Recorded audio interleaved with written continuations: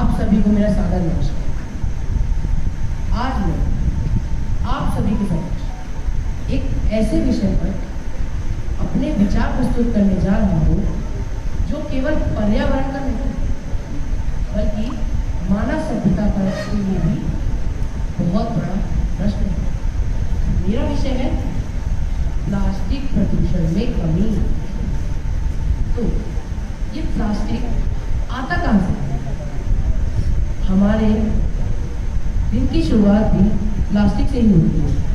जैसे हमारा टूथब्रश वह भी प्लास्टिक से बना है और साथ ही हमारे जीवन में प्लास्टिक इतने घनघोर रूप से बैठा हुआ है कि हमें पता भी नहीं चलता।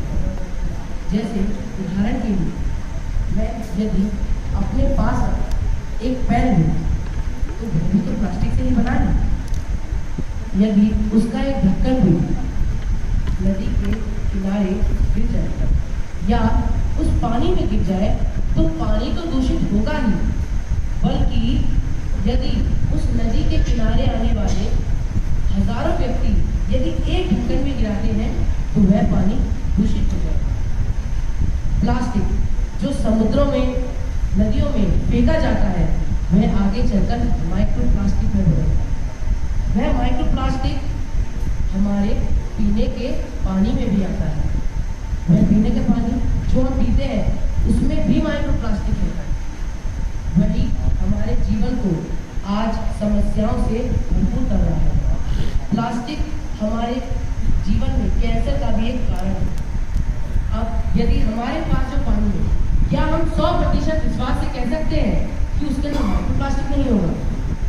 कह सकते हैं?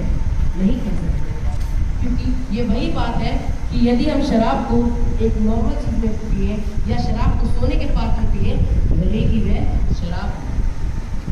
इसी तरह से माइक्रो प्लास्टिक हमारे पीने के पानी में होता है जो हमारे जीवन को कष्ट पहुंचाता है। हम प्लास्टिक का इस्तेमाल करके कई प्रकार के प्रदूषण फैला रहे हैं, जैसे जल प्रदूषण, वायु प्रदूषण और भूमि प्रदूषण।